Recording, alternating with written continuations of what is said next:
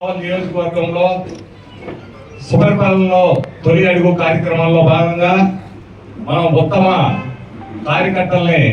Select చేయడం జరిగింది. State party office నుంచి వారందరికీ కూడా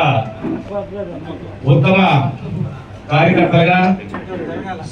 సుపరిపాలనలో తొలి అడుగు కార్యక్రమంలో భాగంగా వారందరికీ కూడా మెమోటోస్ పంపించున్నారు. ఇప్పుడు మన ప్రియతమ నాయకులు కృష్ణారెడ్డి గారి చేతుల మీద కూడా అవి వారికి అందజేయబడతాయి. ఈ కార్యక్రమాన్ని ఉద్దేశించి మాట్లాడవలసిందిగా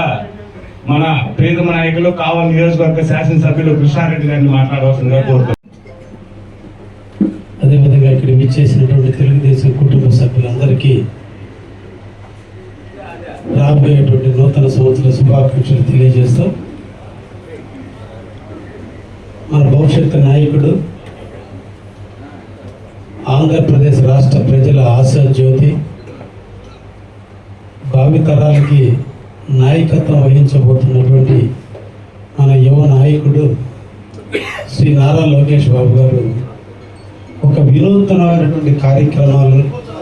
శ్రీకారం చుడుతూ తన యొక్క రాజకీయ పరిపక్వత, రాజకీయ దురంధరత ఈ రాష్ట్రాన్ని ఒకవైపు ఇండస్ట్రియల్ పరంగా అభివృద్ధి చేస్తూ భావి భారత పౌరులైనటువంటి విద్యార్థులకి నాణ్యమైన విద్యను అభ్యసించే విధంగా వ్యవస్థని మార్పులు తెస్తూ తెలుగుదేశం పార్టీని భవిష్యత్తులో ఒక ఉన్నతమైనటువంటి పార్టీగా రాక్షస పాలన అంతమొందించినటువంటి నిన్నటి ఎన్నికలకు ధీటుగా 2029లో ఈ రాష్ట్రంలో మళ్ళా తెలుగుదేశం గెలిచే విధంగా అడుగులు వేస్తూ అందరినీ నడిపిస్తూ మనందరికీ మార్గదర్శిగా ఉంటూ ఈ రోజున మన నాయకుడు అయినటువంటి నారా లోకేష్ బాబు గారు దేశ చరిత్రలో ఏ పొలిటికల్ పార్టీకి లేనటువంటి నెట్వర్క్, కోటి సభ్యత్వాలు తీసుకున్నటువంటి వైనం, తెలుగుదేశం కార్యకర్తలు ఏదైనా ఇబ్బందికరమైన పరిస్థితులు ఎదుర్కొంటే వాళ్ళకి ఆర్థిక సహాయం, కుటుంబాలు కోల్పోతే పిల్లలకి విద్య, అనుకోని పరిస్థితుల్లో యాక్సిడెంట్లు జరిగితే 5 లక్షల రూపాయల ఆర్థిక సహాయం, ఒకవైపున కార్యకర్తలు అందరినీ కూడా కాపాడుకుంటూ పార్టీ అనేది తల్లి లాంటిది, ఆ మహావృక్షాన్ని పెంచుకుంటూ పోవాలి. పెంచుకుంటూ పోతున్నప్పుడే ఆ చెట్టు నీడన కార్యకర్తలందరూ సేద తీరడానికి అవకాశం ఉంటుంది. ఎక్కడో ఒక ఆవేశమైన నిర్ణయాలు తీసుకుంటే దానివల్ల మనం 5 సంవత్సరాలు మళ్ళా పరితపించాల్సి ఉంటుంది. కాబట్టి ఎక్కడ కూడా ఆవేశాలకు తావు ఇవ్వకుండా ఆలోచనాత్మకమైనటువంటి నిర్ణయాలు తీసుకుంటూ ఒక పరిణితి చెందినటువంటి గొప్ప నాయకుడిగా అటువైపున తాతని ఇటువైపున తండ్రిని తలపిస్తూ ఈరోజు నూతన శకానికి నాంది పలుకుతున్న తరుణంలో ఆంధ్రప్రదేశ్లో మన తెలుగుదేశం పార్టీలో కార్యవర్గ సభ్యులతో పాటు ఉన్నటువంటి పార్టీయే కాదు, ఇంకొక కొత్త దానికి నాంది పలకాలనేటువంటి ఉద్దేశంతో క్యూబ్ అనేటువంటి ఒక కొత్త కాన్సెప్ట్ని తీసుకొచ్చి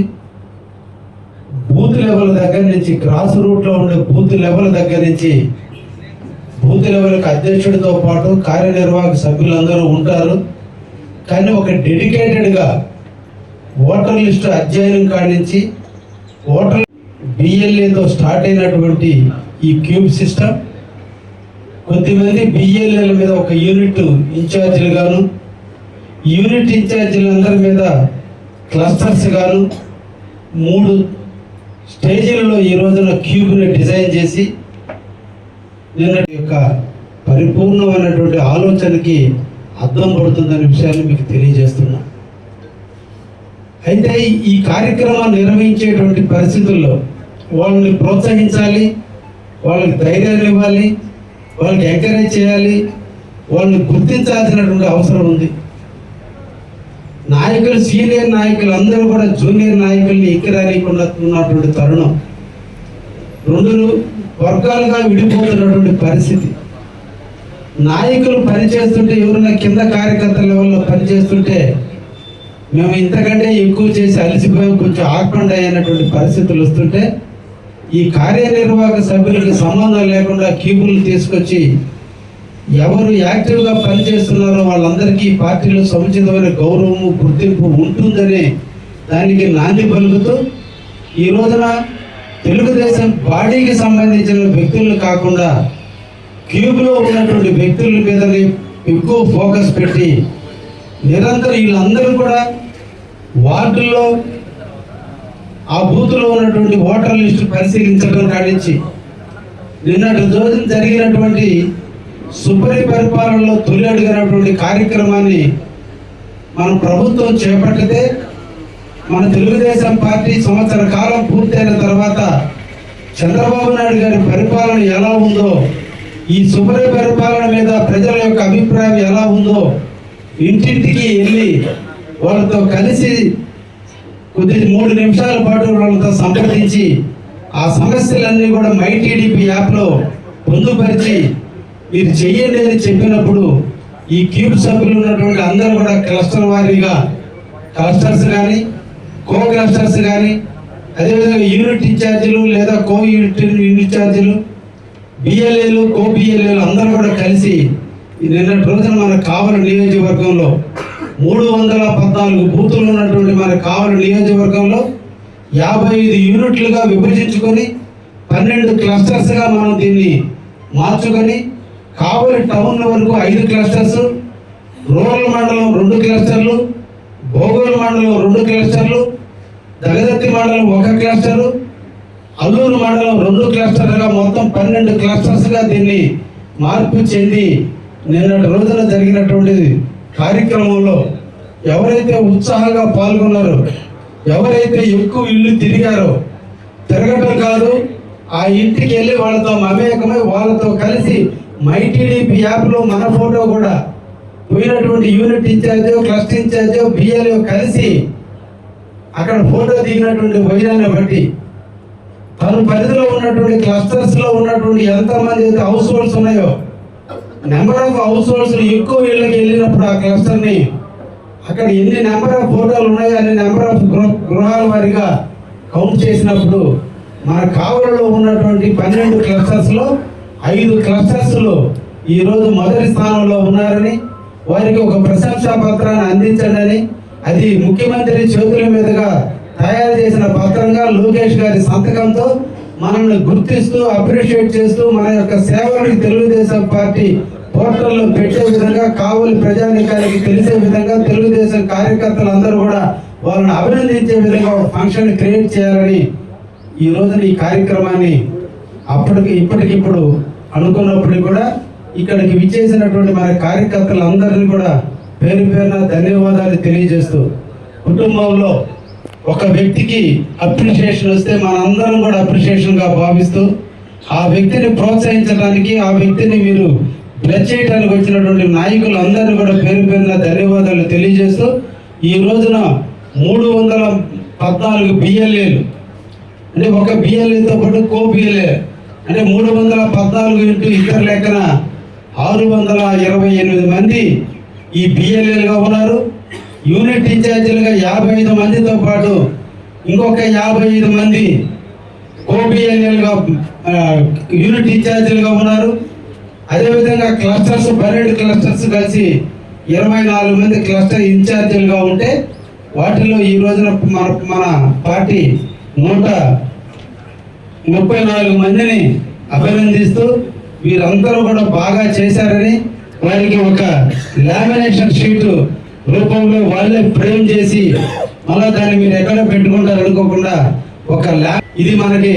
బహుశా మన డిగ్రీ పాస్ అయినప్పుడు మన కాన్వకేషన్లో మన డిగ్రీ సర్టిఫికేట్లు కూడా ఈ విధంగా ఎవరు మన ఫీజు కట్టిన చదువుకి ఇంతటి గుర్తింపు ఇవ్వలేదు. అది తెలుగుదేశం పార్టీ యొక్క కష్టం. తెలుగుదేశం యొక్క గుర్తింపు ఒక కార్యకర్త కష్టపడ్డ దానికి లామినేట్ చేసి మీ ఇంట్లో అందరూ ఇంటి బంధువులు వచ్చినా మిత్రులు వచ్చినా అందరూ చూసే విధంగా హాల్లో దీన్ని తగిలించే విధంగా దీన్ని చూసి వచ్చినటువంటి వాళ్ళు ఇన్స్పైర్ గా భావించి భవిష్యత్తులో మేము కూడా ఇటువంటి పథకాన్ని నారా లోకేష్ బాబు గారి సంతకంతో తీసుకోవాలని ఒక ఆలోచన వచ్చే విధంగా ఈ రోజు ఈ లామినేషన్ చేసి పంపించారంటే మన తెలుగుదేశం పార్టీ ఎంత డెడికేటెడ్ గా ఒక కార్యకర్త కోసం కూడా ఎంత కష్టపడుతుందో ఎంత ఆలోచిస్తుందో దయించి మీరు అందరూ కూడా అర్థం చేసుకోవాల్సిన అవసరం ఎంతైనా ఉందని. ఇంత పెద్ద కుటుంబంలో ఇంత పెద్ద పార్టీలో ఎక్కడో ఒక దగ్గర చిన్న చిన్న జరుగుతున్న వాటిని కాదు మనం ఆలోచించాల్సింది. ఈరోజు 75 సంవత్సరాల వయసులో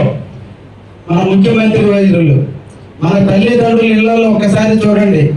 75 ఏళ్ళ వయసు ఉన్నటువంటి మన తల్లిదండ్రులు ఇంట్లో ఎలా ఉన్నారు. కానీ ఈరోజు రాష్ట్రానికి తండ్రి అయినటువంటి మన నారా చంద్రబాబు నాయుడు గారు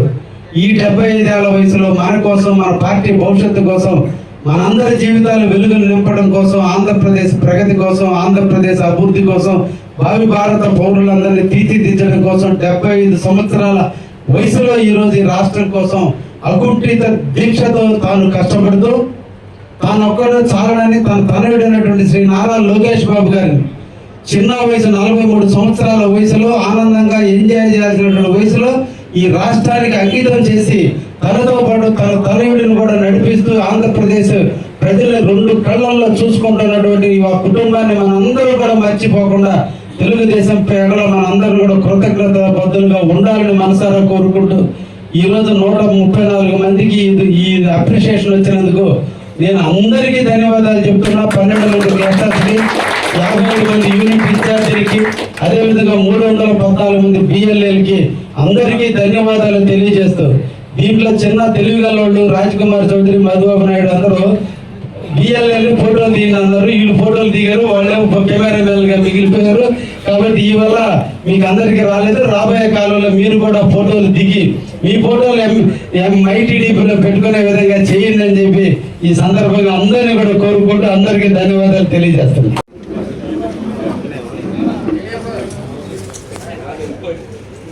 రెండవ క్లాస్ లో త్రివేది ప్రసాద్ గారు.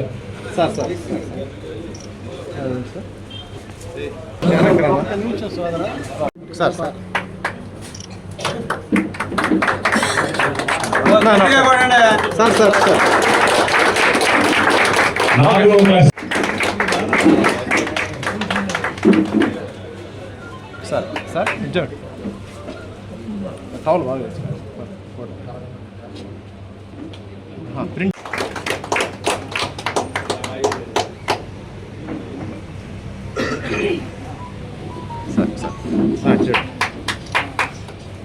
Okay sir. ఎనగంటి అనిల్ బాబు గారు. కూర్చుంటే చూడన్నా పవన్ అన్న. యూనిట్ ఇన్ఛార్జి తటవర్తి శ్రీనివాసులు గారు.